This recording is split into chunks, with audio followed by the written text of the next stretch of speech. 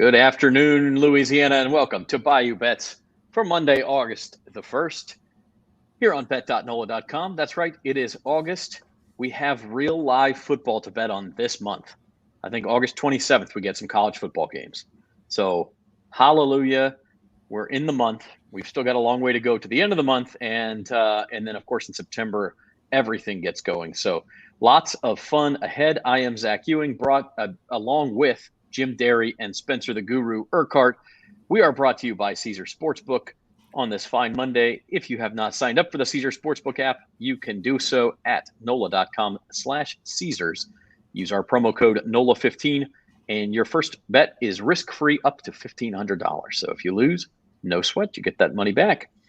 And fellas, we have a big show lined up today. We're going to talk the news of the day in the NFL, which you haven't heard, is Deshaun Watson only getting a 6-game suspension.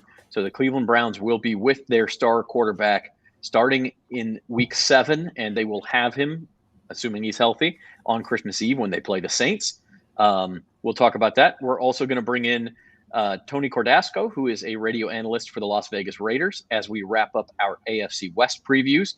And then sort of some wild, wacky odds movements in baseball as the trade deadline approaches. So lots to get to today. Well, and Debo signed a 3-year deal. Uncle Big Nick's happy. we gotta have our UBN input there. But guys, let's talk to Deshaun Watson. I think first and foremost, Jim, your reaction that he only gets 6 games.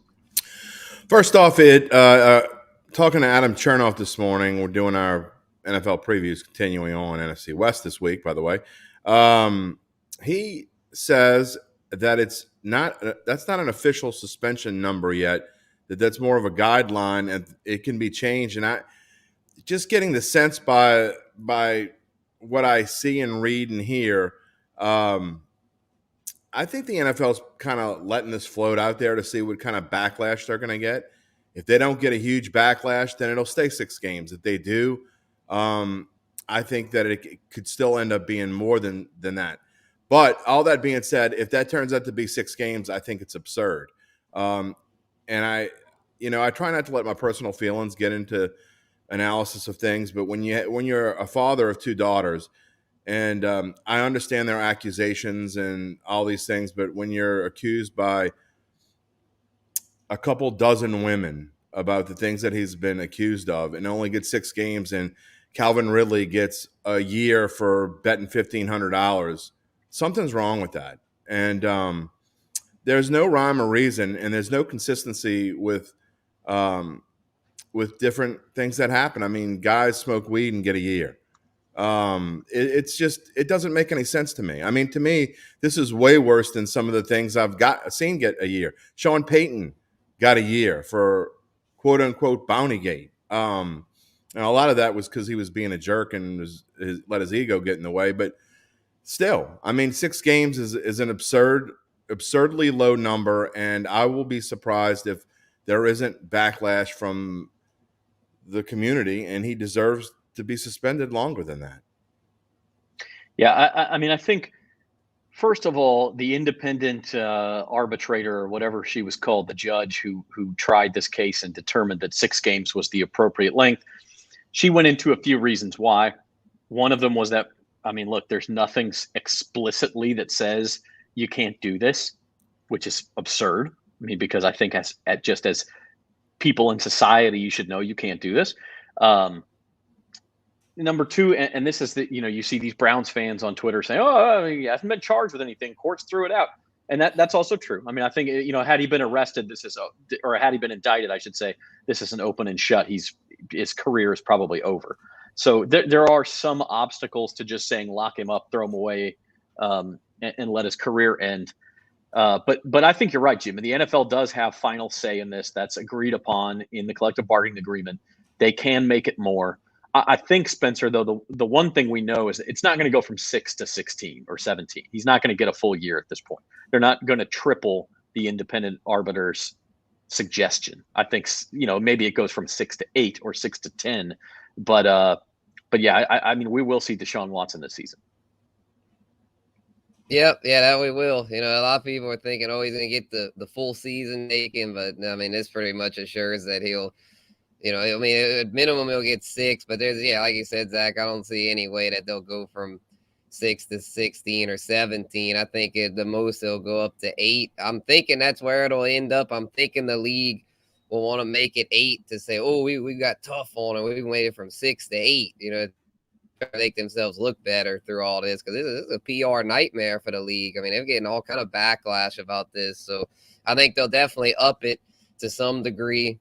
Probably just a couple games, though, because, I mean, it's just one of those things, like, there's just no real rules, like, it's just a kind of a loophole. I feel like he's kind of getting away with a lesser penalty than he should, because the rule book's just not very clear for stuff like this. So moving forward, they're gonna have to clean that up and make it more to where he's I mean, he probably should get the year, but he's only getting half the year. So I mean, I don't know. It's just it's messy. It's a tough situation, but I mean, it's Zach, just the rule book's not very clear. Real quick, too, if you were reading some things from last week, knowing that this was probably going to come down this week, I think that this is probably a low end so that they can have somewhere to work from.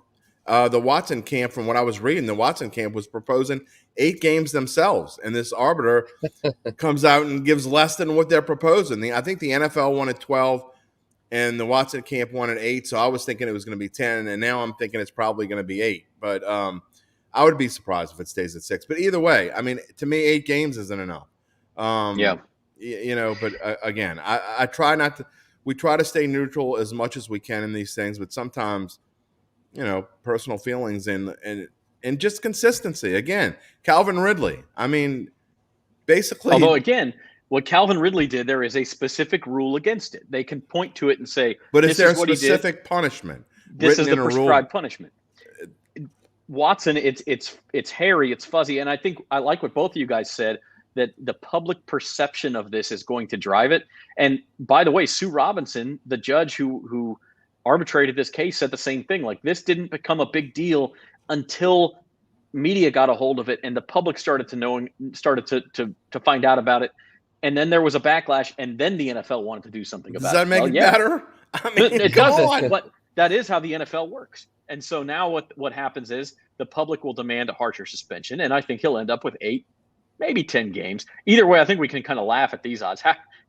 Even if it's 6 games, how could you bet on him at 20-1 to have the most passing yards? I don't know, but I tell you what, it certainly helps Michael Thomas in that comeback player of the year boost that we had last week. If you went on and bet it, like I know Spencer and I did, I'm not sure whether you did or not, Zach, but I can't imagine that those Michael Thomas odds won't go down to probably 10-1 now.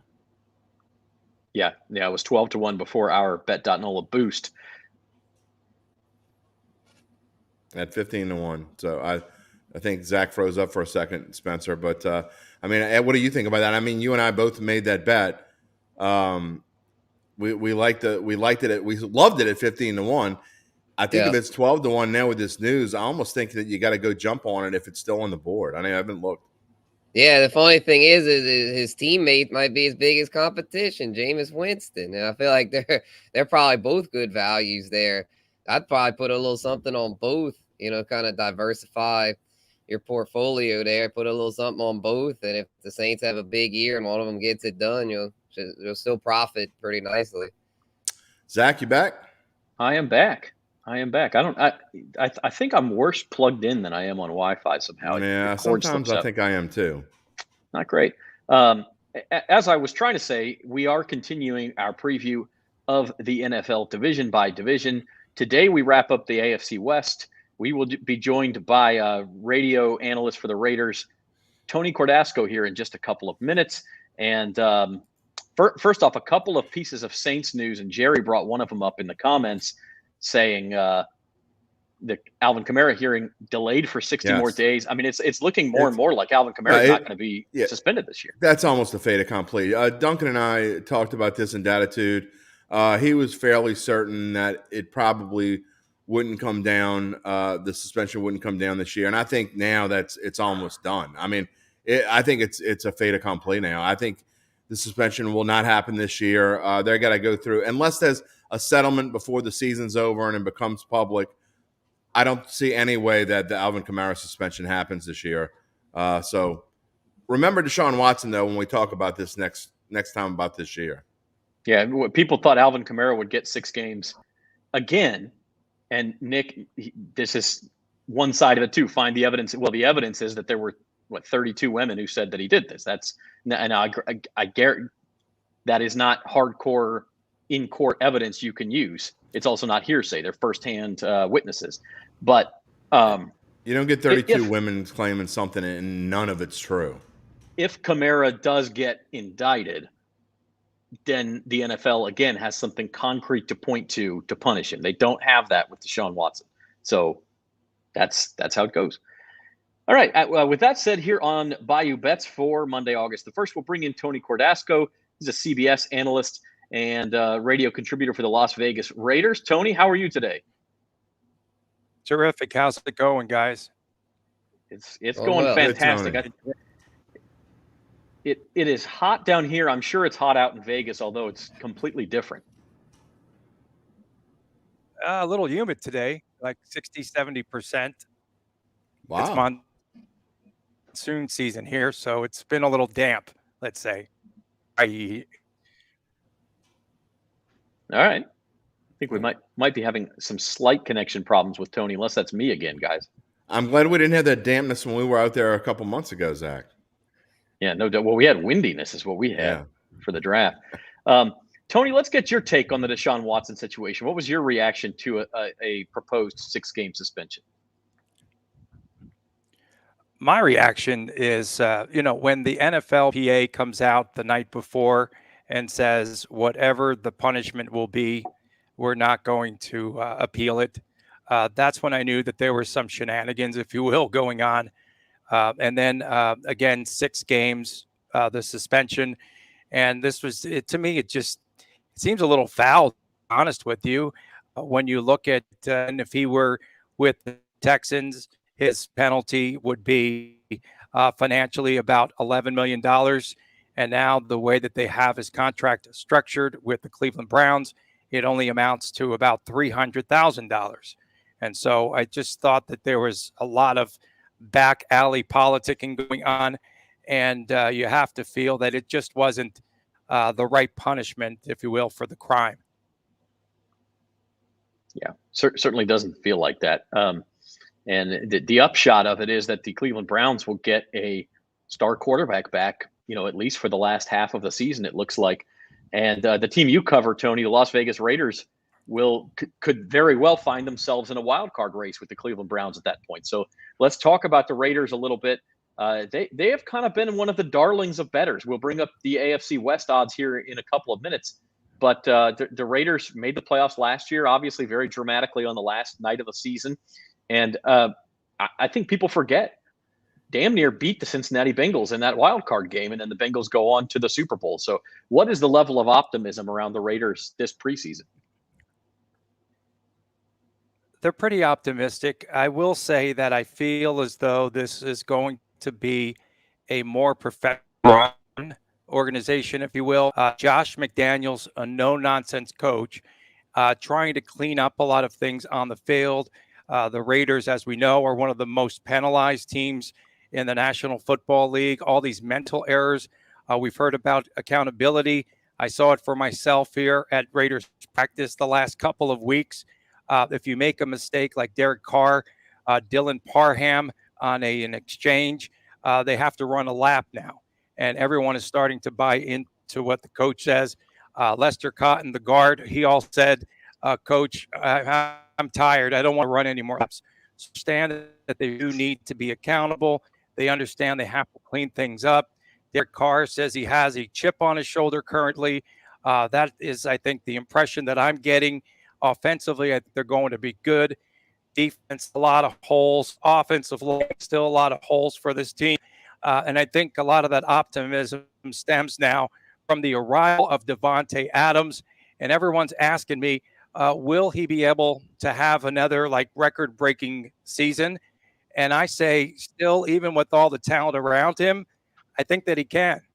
And I have a few reasons for that. Number one, he's going to be playing 10 of his 17 games indoors and not on the frozen tundra, guys. So he's going to be able, I think, to play indoors where there's no weather conditions. And then I think a lot of targets.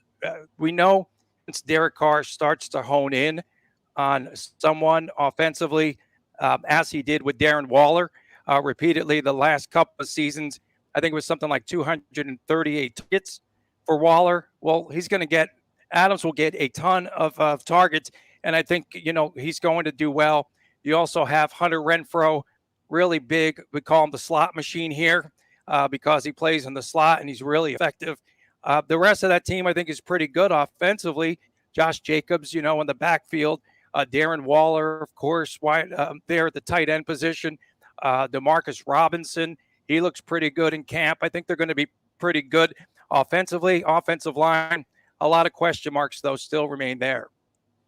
Tony, Jim Derry here. You talk about the offensive line, a question mark, and to me, that's the only thing that can hold this team back because of the skill positions. The Raiders are almost as good as anyone. And you go into the season and talking with our pro handicapping expert, Adam Chernoff, who's helping us with our day-to-day NFL team previews, he says one of his best bets of the entire preseason is that the Raiders could have the most offensive yards at 20-1, which I think is a crazy number because I think that is a great bet, 20-1, that the Raiders end up having the best offense in the NFL. It's certainly possible, don't you think?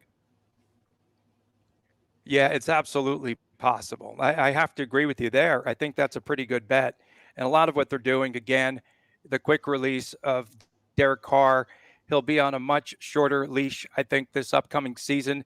Denzel Good, he retired unexpectedly, messed up their offensive line rotation, been platooning with Brandon Parker at right tackle. Colton Miller will play at the left tackle.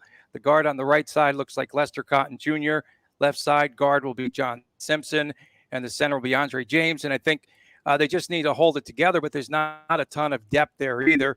Alex Leatherwood, really interesting. He started at right tackle last season, and last week, I should say, he was running with the third string team, and he seemed a little bit perturbed, was with getting reps with the second and third teams there on the field. And I think he's now a non-factor with this Raiders offense. Gotcha. Yeah. Tony, I had a question for you. As I'm a fantasy football enthusiast, I was wanting to get your take on the backfield situation. I know Josh Jacobs has been the workhorse the past couple of years, but with Josh McDaniels there, do you think it'll still mainly be Jacobs, or do you think he'll employ more of a committee approach with Drake and the rookie Zamir White? Yeah, well, Zamir White finally got back on the practice field at the end of last week, and so he's starting to get some repetitions, the rookie out of the University of Georgia. And Josh Jacobs, I think it's a durability factor with him. I think that he has to stay healthy. He's been injury prone. He's not a real strong or real physical type of a running back. And I think if they're going to be successful, he's got to lead the team in yardage. I think out of the backfield, Kenyon Drake now seems to be back. He had the foot injury last season. He seems to be back close to 100%. I like the things that he could do with catching the football out of the backfield. And I just think, again, I think that there will be a lot more disciplined approach to this offense. I think Derek Carr last year, let's face it, guys, he was audibleizing into garbage plays. I mean, you have like a 3rd and 15, and he audibleizes into a little swing pass where they lose 2 yards. And I don't think that's going to happen, not on Josh McDaniels' watch this upcoming season. Tony, you talk about Josh McDaniels and the accountability that he expects from his players and the Patriot way that he learned from Bill Belichick. Other than, running laps, and you talk about Derek Carr, I mean, what other impacts do you think that Josh McDaniels is going to have on this team? Because if they can cut the penalties down in half and be in the middle of the pack, I mean, I don't know where this team could go. I don't know what the ceiling is for this team, but just the impact that he's had on them thus far. Thus far, I think he's had a really strong and solid impact. We were going out on the practice field last week, and we could hear him yelling in the locker room. And I don't know who it was addressed to, what happened, why he was yelling, or at whom. But again, I think he's making a statement that he is in charge of this team. And now you have players that are literally starting to buy in, understand what he expects, some good competitions. He felt that by having a lot of competitions on the field, it would make this team a lot better. They've had a rash of injuries, especially defensively. I still think that there's a major hole at defensive tackle, and I don't know how they're going to fill it. We've got Max Crosby here, and we have Chandler Jones as the defensive ends. Not much behind them. They're going to be playing perhaps the 3-4 defense this upcoming season, and they'll do a lot of things, move the linebackers. One of the biggest surprises, I might add, too, at linebacker is the second-year linebacker, Divine Diablo. He's long, tall, rangy, and he's been covering a lot of ground, and I really am impressed with the way that he's been playing through the first few days. And now we'll get a chance perhaps to see him on the field a bunch in Thursday night's Hall of Fame game against Jacksonville. Real quick before Zach jumps in, I got one quick one for you. You know, Josh McDaniels and Dennis Allen obviously have a lot in common. Dennis Allen, former Raiders coach, Josh McDaniels coach the Broncos before he went. They both went and became assistants for potential Hall of Fame. One's a surefire Hall of Fame coach, another potential Hall of Fame coach. What do you think of Dennis Allen and his chances from what he learned with the Raiders before? How much do you think that's going to make him better going forward for the Saints? Well, you know, I could just maybe talk a little bit about Josh McDaniels. And when him and Dave Ziegler came in, I went to the press conference at the Raiders headquarters, and I can just tell you kind of his approach to things. He said that he was very stubborn his first go round, and Josh McDaniels said he learned a lot about getting more more influence from his assistant coaches, listening a lot more, learning more, do everything himself and his own way. And I think now he's taking a lot more of the input from his assistant coaches, and I think that he's applying it there. And again, it looms in the back of their minds right before they get that next shot. And I think Josh McDaniels learned a ton. And he said, I was always thinking about how I would be approaching this on, you know, the next level. If I got that head coach again, how would I be approaching it? What would I do differently? And he has a whole list of things, you know, that he really is trying to change with his own culture within himself. Raiders and the Saints will meet in the Superdome on October the 30th, which kind of brings me, Tony, to the Raiders schedule, which I want to say let me bring it up here. 4 of their first 5 games are against playoff teams from last year. Well, no, I take that back. The Chargers did not make but the 2 exceptions are the Chargers and Broncos, who are two kind of the preseason darlings. And then they play the Cardinals, the Titans, the Chiefs. Middle of the schedule is a little bit softer, but then again, it ends with 5 straight playoff teams from last year: Rams, Patriots, Steelers, 49ers, Chiefs again. It's a step up from last year. I mean, there's no doubt about it. And that division is so tough that the Raiders, if they're going to make it back to the playoffs, they are going to have to be better. Is that correct? Yeah, they're going to have to be better. Sure. The one that I think, you know, might drop a little bit. I'm really curious to see how the Chiefs play and how they respond here without Tyreek Hill. I'm really curious about them. And I also feel that, you know, the Raiders, they do need to get out to a pretty good start. After the New Orleans game, by the way, they're going to stay on the road. It's back-to-back road games. They play at Jacksonville the next week. So they go, you know, back and forth to the – and the Raiders, if they're going to get anywhere, they have to – ever since they took that stinking victory lap right around Arrowhead Stadium, ever since that happened, look at what the Chiefs have done to them. They've just annihilated them, 41-14 last year, 48-9. If the Raiders are going to be in the playoffs, they have to beat the Chiefs. They're going to have to beat this team at the top of the division, the cream of the crop. And I still put Derek Carr as the number 4 quarterback in that division. And the guy still had a pretty good season a year ago. Yeah, absolutely. Well, these are the most current AFC West odds up at Caesar Sportsbook. And they've frankly been all over the place. The Raiders a week ago were 7-1. Then some money came in on them. They were plus 450 earlier today. Now they're back to 6-1. How do you handicap this division? Is Kansas City, you mentioned they might backslide. Are they still a rightful favorite in your eyes? And if not, then who is? Best value, I think, right now, I would say Denver. Chiefs, I was looking at their schedule earlier, and it's pretty tough. I mean, they open with Arizona. They play Texas and Jacksonville. Those are the only easy ones. Week number 4, they play at Tampa. They play the Bills again. They play at the Bengals. Yeah, this is going to be a tough. And last year, I think they opened up. Their over-under, their total was at 12, and now it's 10.5 this year. So funny because Chiefs are 10.5, right? Chargers are 10. You've got Denver over-under of 10. I mean, 10 is going to be the magic number, I think, there in the AFC West. And then I can't wait to bet on the totals on the overs in these games within the AFC West, within the division, right? I think it's going to be pretty interesting. But I'm going to watch out for Denver. I really will. And I think the Chiefs have a pretty tough schedule, particularly early on in the season. And they're playing every one of these teams now plays against the NFC West. And so, you have the Rams, I think, could be a real difficult game. And the Rams, I think, will factor into how things shake out, especially later in the season, because that's, I think, when most of these teams will be playing against the Rams. And so the Rams will definitely determine who wins this division. Yeah, and you're not alone. A lot of money coming in on Denver. Tony, before we let you go, your thoughts on the Super Bowl as we look at those odds. The Bills, it's a lot of steam coming in on them, down to 6-1 to win the Super Bowl. Any values stick out to you on this board? You mentioned the Broncos win the division. Do you like them at 16-1 also to go all the way? I don't know about that. I think they could beat each other up here within this division here in the AFC West, but the Rams at plus 1,200. I think there's some good value there.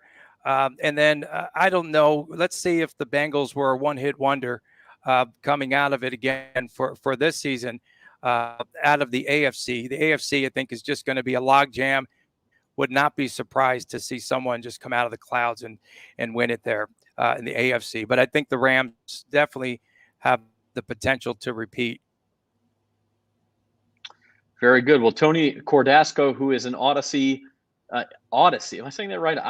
It sounds so much like Odyssey weekend host in Las Vegas, and covers the Raiders for CBS Sports Radio there in Las Vegas. We appreciate it, Tony, and maybe we'll have you back on for Raider Saints week. Can't wait. Thanks a lot, Zach, Jim, Spencer. Appreciate you guys. Take care. Thanks, Tony. Thank you, Tony. That was Tony Cordasco. That was great from a radio analyst covering the Raiders in Las Vegas. He likes the Broncos. I don't like them at that price. I think they've been bet way too much. Under 3-1, I wouldn't touch them. Although he does bring up a good point that you brought up, Jim, last week as we preview the AFC West. If you do like the Chiefs, you could take a little gamble and bet them in week 5 when maybe they're 2-2, and instead of at plus 175, you're going to get them at plus 300 to win that division. Yeah, I'm waiting because I do agree that Denver could get off to a semi-hot start because they have a schedule that they could start out 2-0 easily, and people are going to be jumping all over them. The Chargers have some easier games in the early part of the schedule. So, yeah, if you like the Chiefs, sit around and wait because and I like the Chiefs. So I will be sitting around and waiting. And I will be putting money on the Chiefs probably in mid to late September. So I don't like the Broncos at all. I got to be honest. I think they finished 4th in this division again. I wouldn't touch them with a stick. I love Russell Wilson. Don't get me wrong. I think they have great receivers and they have a decent running game. But I don't trust them. I think they need a year to grow together and figure things out because I do think that this is the toughest division in football. And there are a few tough ones. This is the toughest one of them all, I think. And it's possible, too, that Russell Wilson's, Spencer, that his best days are behind him. Yeah, I still think, though, he's got at least 3 or 4 more big years left in him. He's not that old, and he's somebody that's definitely, I feel like, still has that chip on his shoulder. He'll be rejuvenated going to Denver. So I don't think it'll be a Russell Wilson problem. It'll just be just too, like Tony said, a log jam in the AFC. There's only 7 spots, and yet there's like 8 or 9 teams, 10 you could make a case for that all could get there, but somebody's going to get left out, and I think it could be Denver because they just, like you said, Jim, like the they don't have that chemistry yet. Like, the Chargers, the Chiefs, especially the Chiefs have that. I think that's going to save the Chiefs, even if they get off to a little bit of a slow start. Just that Andy Reid, Patrick Mahomes duo where like Russell Wilson and Nathaniel Hackett both being their first year in Denver. I think that could end up not really their fault, just that lack of being around each other all those years. Russell Wilson, the only coach he's ever known is Pete Carroll. I think the AFC West act is going to be, and I know we're not ready to segue to this, so I wish I could have saved it, but the AFC West to me is a lot like the American League East. I think that you have 4 teams that all could make the playoffs. Here we sit on August 1st, and you still have all 4 teams in the AL East that have a chance to make the playoffs. I think we're going to be at Thanksgiving or early December, and all 4 teams in the AFC West could still be in contention to make the playoffs. So it's going to be a fun division to watch for sure. I'm not usually an AFC guy, but I will be this year because I think that the AFC is going to be, frankly, more fun than the NFC. Oh, yeah, a lot more quarterbacks, a lot more fun. Just to be clear, Mark, we are not picking Denver to win that. I don't think any of us like Denver to win that division. So Tony mentioned them. Yeah, but that is not what we're saying. I actually think there's value, and I said this last week. I think there's value on the Denver under. I think they have set that record way too high at 10. And I think there's value on the under, something that I may end up playing. Yeah, I actually recently played Denver's under as well as Denver to not make the playoffs just because I just don't like both of those. The division. Yep. And I think part of that, too, is you mentioned it. There's 9 or 10 viable playoff teams, Spencer, in the AFC.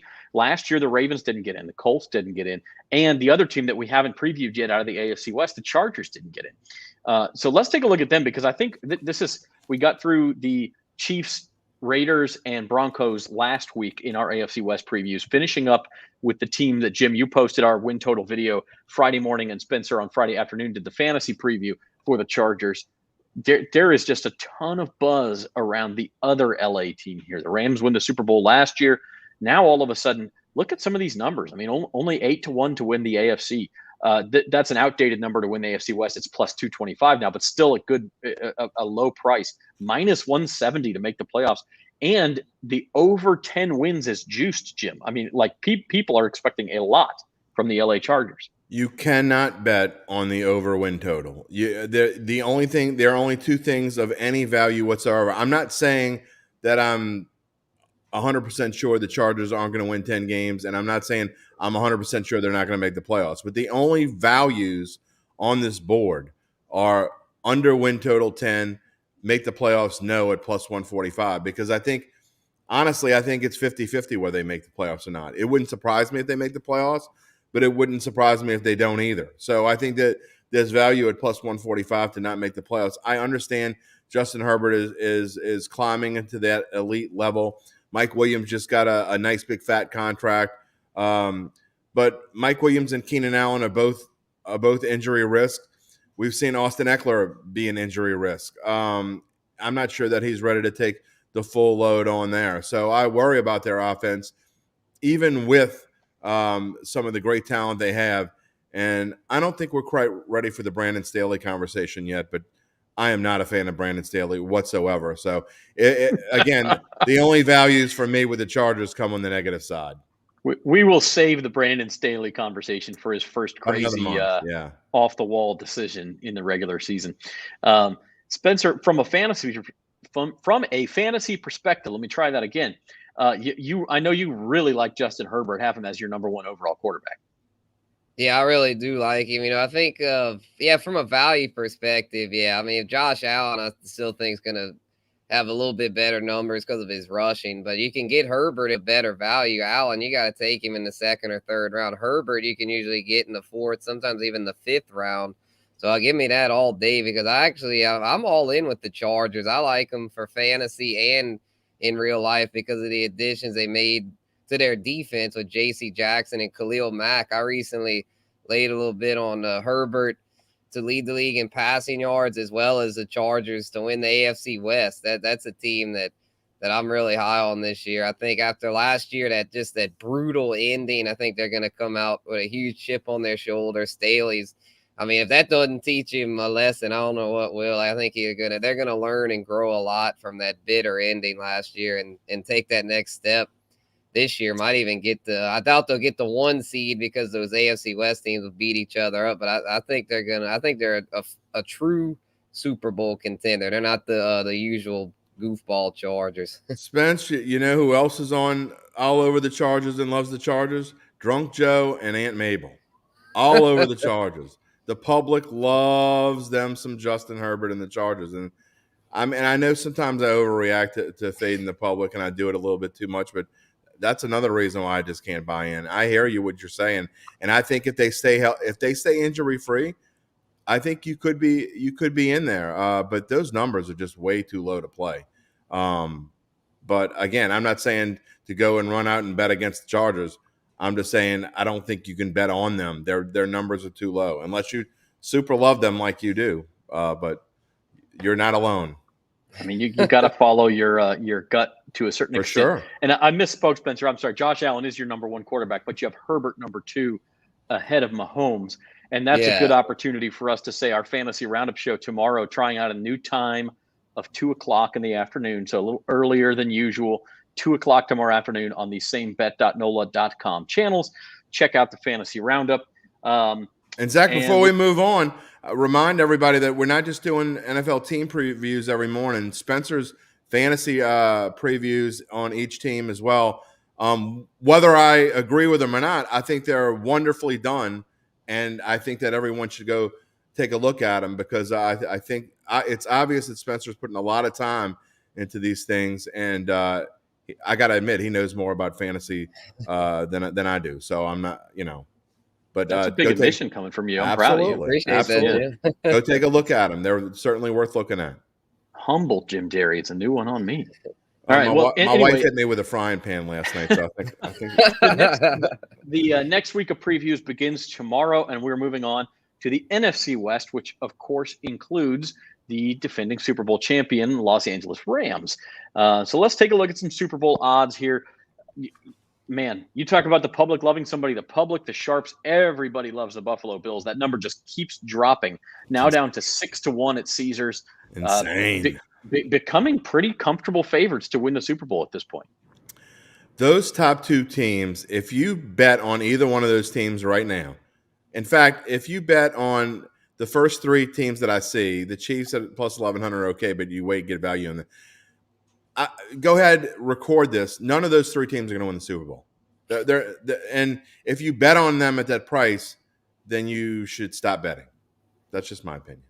So I went from humble to a jerk in about 30 seconds. No value. I'm more comfortable now. Okay, good. I thought you would be. But I find it interesting that there are a lot of changes. I thought the changes would wait maybe until preseason started. I'm not sure what. Maybe like the camp starting and people are getting into it and all those sorts of things. But we are definitely seeing some number of changes. I can't read that without my glasses on. What is he saying? Does anyone other than Vegas think the Packers are going to be good? I do wonder. I didn't mean to hide the slide. It is interesting that the Packers are sitting at 11-1. I don't necessarily get where that's the Packers. I don't even think they're going to win the division. I think Minnesota's the best team in the division. Although I don't want to give spoiler alerts out. I guess I just did. But there's just no value there. But unfortunately, we'll see. There's a team in the NFC West I really like. I don't want to give any more spoiler alerts, and it sickens me to say it anyway.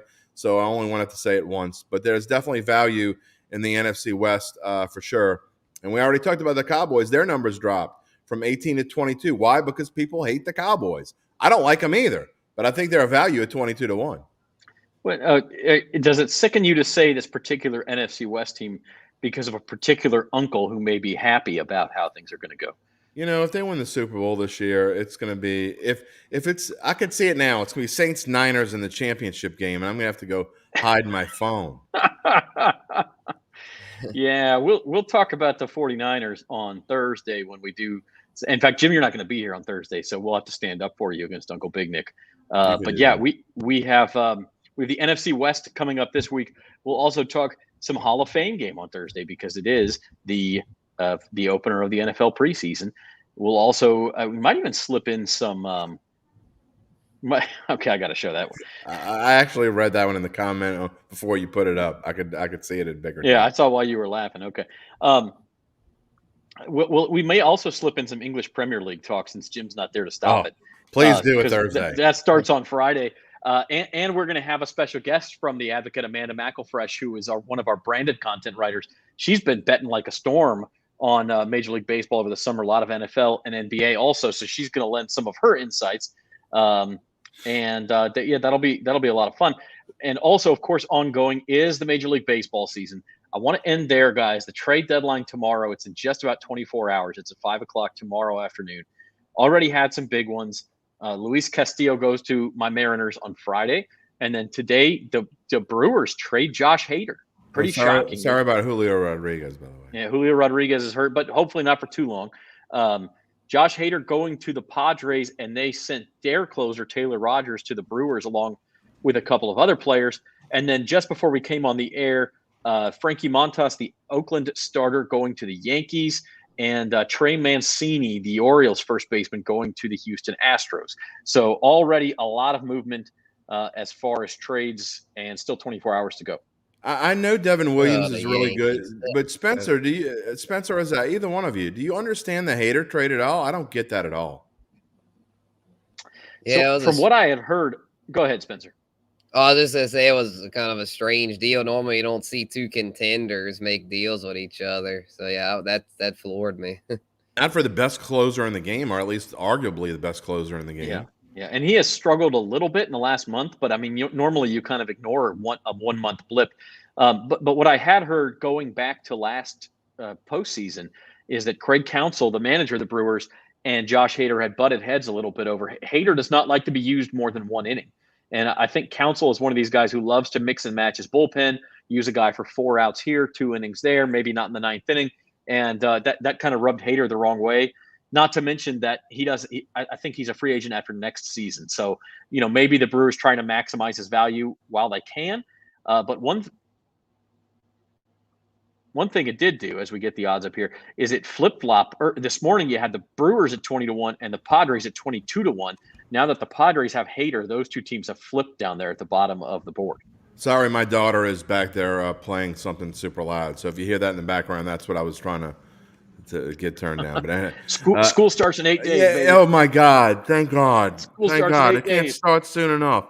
We've kind of talked about the Braves the past couple of weeks, and I know their numbers kind of creeping up. And I guess if you want them, you better jump on them now. But I really think the Braves could be a value, and I don't like single-digit numbers, but man, 9-1 on the Braves, I kind of like that.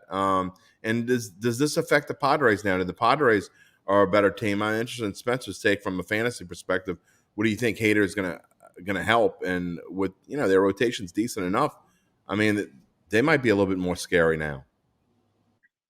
Yeah, definitely. Yeah, I think the best values on that board. I've been on the Blue Jays. I think you could still get them at a fairly decent price. Mentioned that in my MLB betting recap, but they've been trending up, and they're pitching. I mean, everyone talks about their lineup, but they're pitching with Alek Manoah and Kevin Gossman is legit. And it's kind of the same thing with the Padres, with Joe Musgrove and those guys, Yu Darvish. I mean, both of those teams, have a good blend of young talent and veterans. I would not be shocked if that ends up being our World Series matchup. I know everyone's talking about Yankees, Dodgers, and all blah, blah, blah, which I sure hope that's not it. But if it is, I'm just saying, though, from a value perspective, your play, because you're not going to get any value on the Yankees or Dodgers.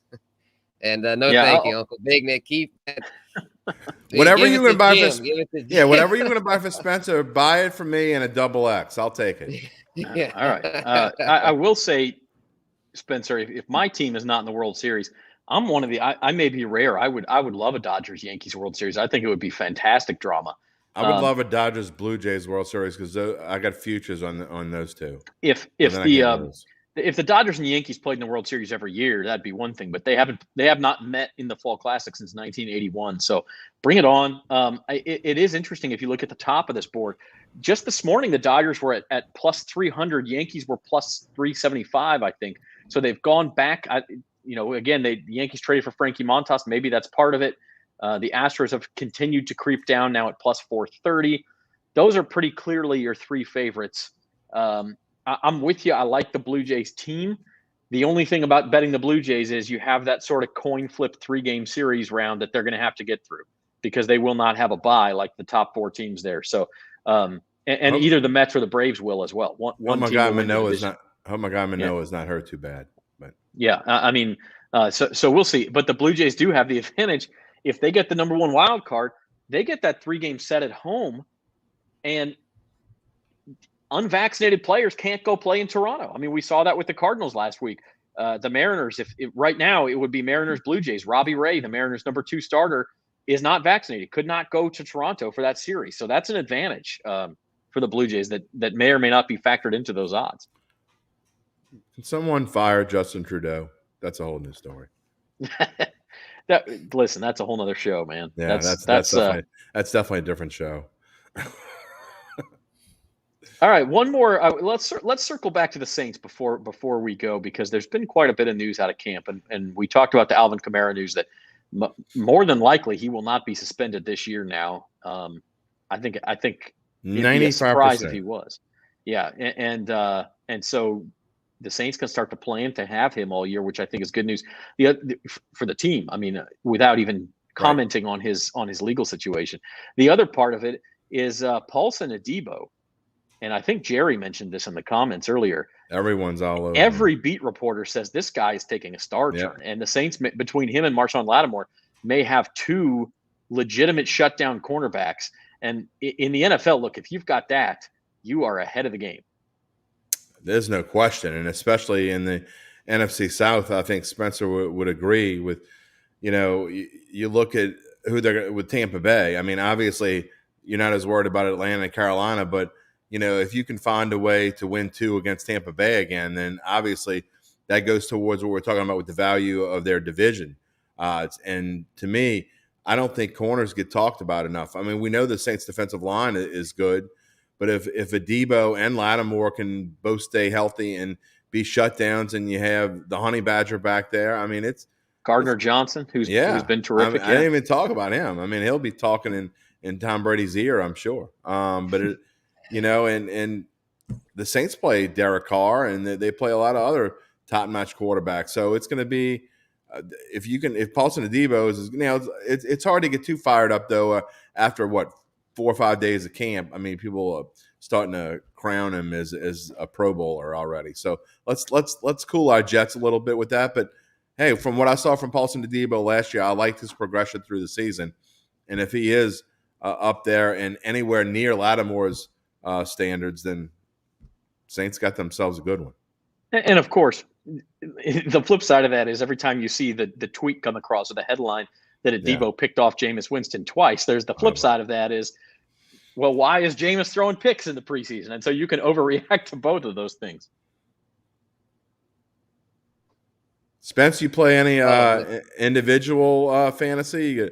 You gonna the individual players, defensive IDPs? Players, yeah. I'm in a couple IDP leagues, and at the end, you're kind of like, I don't know who to pick with all these. So I actually have a Debo in there. I got a Debo, Peyton Turner. I've got a lot of the Onyemata. I've got a Pete Werner, Demario Davis. I've got like half the Saints defense. So if it ends up as good as we're thinking, then I'll be pretty set in those leagues. And then with Jameis, I mean, it's good. I feel like it's good going against such a tough defense, or I hope that'll help him be more battle tested for the season. So we're going against our defense. It'll be like these other defenses don't seem too bad, hopefully.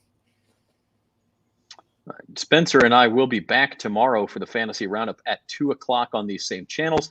Jim, what you got going on Datitude this week? I haven't locked up my guest for the week. I have someone in mind that I want. I have not reached out to this person, and I will do that tomorrow, as a matter of fact. But been locked up on the NFL team previews. I got to tell you, I'm enjoying them, but man, they are time consuming and they are intense, I guess, going through them. But so far, I think talking with Adam Chernoff, as much as I've been talking to him, it's probably been the highlight of this, besides you guys and the banner that we have going back and forth.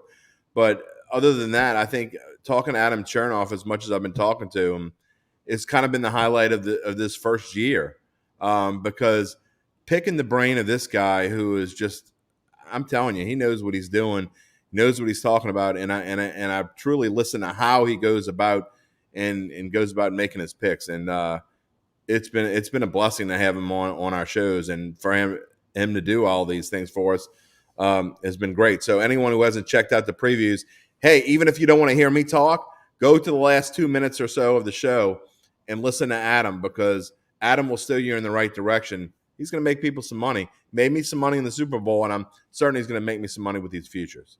Just hit that skip 15 button until Jim stops. Well, you got to skip a lot of it. You can just drag your finger because I talk too long. So, all right. So those are out every Tuesday through Friday. Again, this week is the AFC West or NFC West. NFC West. And then we'll go on to the AFC North next week. And again, we get the video, the win total prediction in the morning, followed in the afternoon by Spencer's fantasy predictions for that team. So all kinds of stuff going on at Bet.NOLA.com. Keep it locked to us. We'll be back fantasy roundup tomorrow, Datitude Wednesday, and then another episode of Bayou Bets coming at 4:00 on Thursday. So for Spencer the Guru and Jim Derry, I'm Zach Ewing, and this has been Bayou Bets. Have a good one, everybody.